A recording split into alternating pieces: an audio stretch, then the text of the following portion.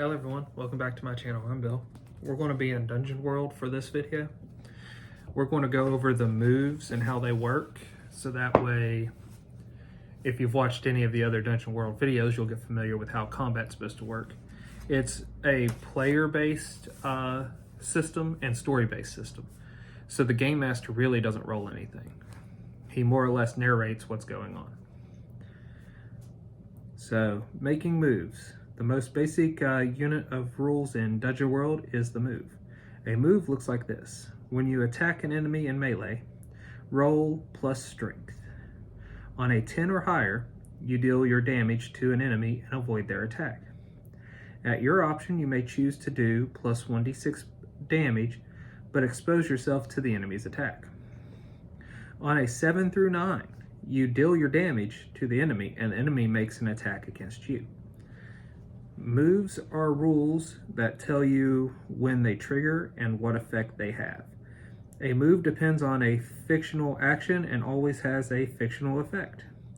Fictional means that the action and effect come from the world the characters were describing.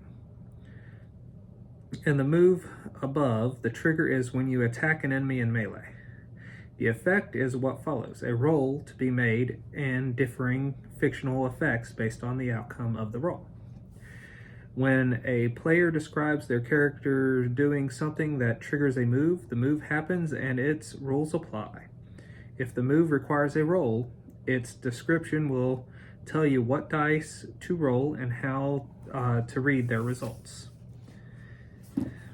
A character can't take the fictional action that triggers a move without that move occurring. For example, if Isaac tells the GM that his character dashes past a crazed axe-wielding orc to open the door, he makes the Defy Danger move because it is triggered when you act despite an imminent threat. Isaac can't just describe his character running past the orc without making the Defy Danger move.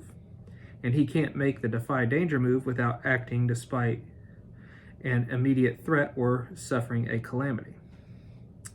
The moves and the fiction go hand in hand. Everyone at the table should listen for when moves apply. If it's ever unclear if a move has been triggered, everyone should work together to clarify what's happening. Ask questions of everyone involved until everyone sees the situation the same way, then roll the dice. Or don't, as the situation requires. The GM's monsters, NPCs, and other assorted beasties also have moves, but they work differently. Moves and dice. Most moves include the phrase roll plus X, where X is one of your character's ability modifiers. Con, for example. Unless the move tells you otherwise, that roll always means that you roll 2 6-sided dice and add their results to the value of the modifier. Some moves will have you add some other value to your roll instead of an ability modifier. An example, I'm making a move that asks me to roll plus strength and my strength modifier is +1. I roll 2 6-sided dice, got a 1 and a 4, my total is 6. The results always fall into 3 basic categories. A total of a 10 or higher, written as 10 plus, is the best outcome. A total of a 7 through 9 is still a success, but it comes with a compromise or cost. A 6 or lower is trouble, but you also get to mark XP. Each move will tell you what happens on a 10 or higher and a 7 through 9. Most moves won't say what happens on a 6 or lower. That's up to the Game Master, but you also always mark XP. Damage rolls work a little differently. They use different dice, depending on who or what is dealing damage. So the basic outcomes are 10 or higher, you do it with a little trouble. 7 to 9, you do it, but with complications or trouble. And at 6 or lower, the GM says what happens and you mark experience. Moves and equipment.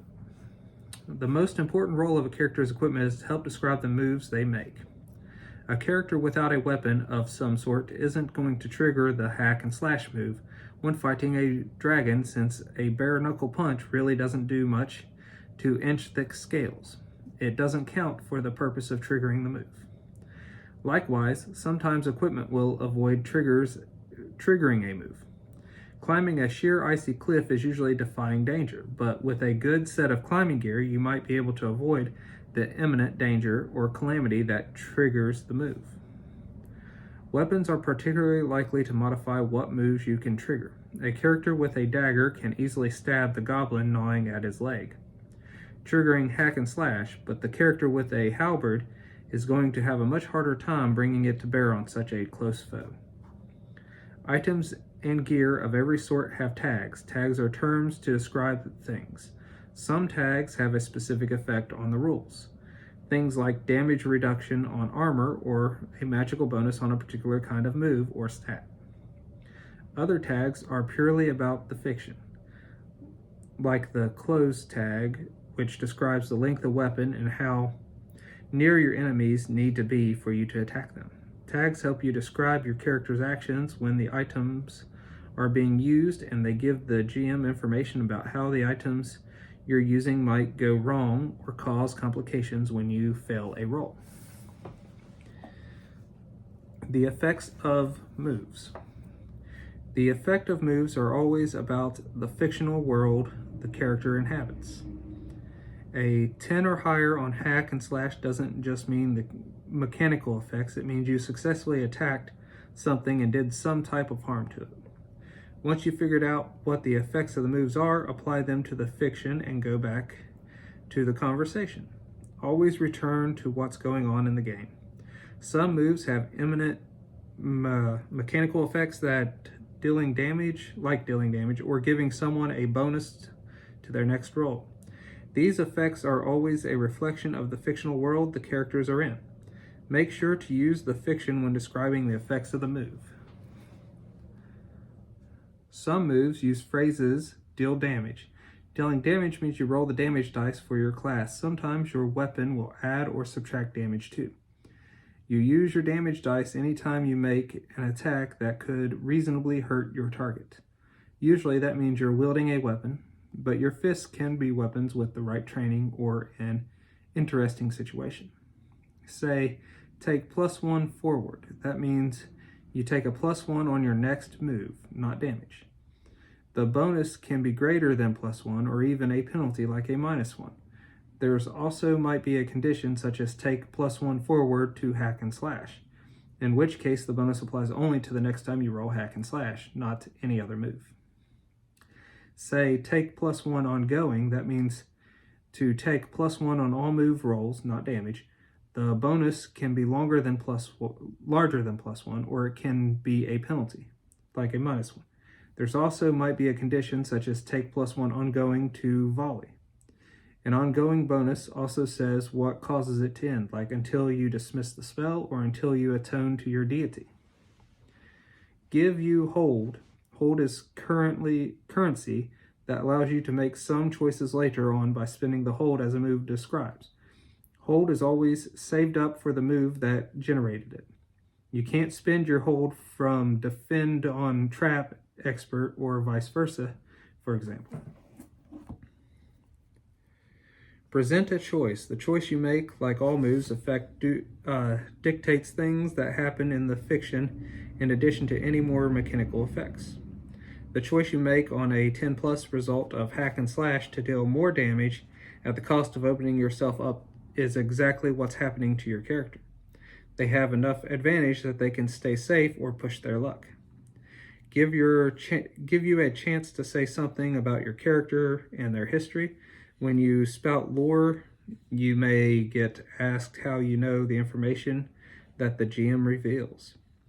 Take that opportunity to contribute to the game and show who your character really is. Just keep in mind the established facts and don't contradict anything that's already been described. Say mark XP. That means you add 1 to your current XP total. And then I'll go over harm and healing in another video. So hopefully that helps clarify how moves work and what moves are, and gives you a better idea of how the game plays. So from the game master's perspective, you react to them making moves more often than anything else. You're not rolling dice. I'll go over monsters in another video too, so that might clarify things a little bit more on the Game Master's perspective. Let me know if this helped you guys. If you found it useful and you want to play this game with your current group, share this video with your group and all the other videos that you've enjoyed so far. Well, until we all game again, guys.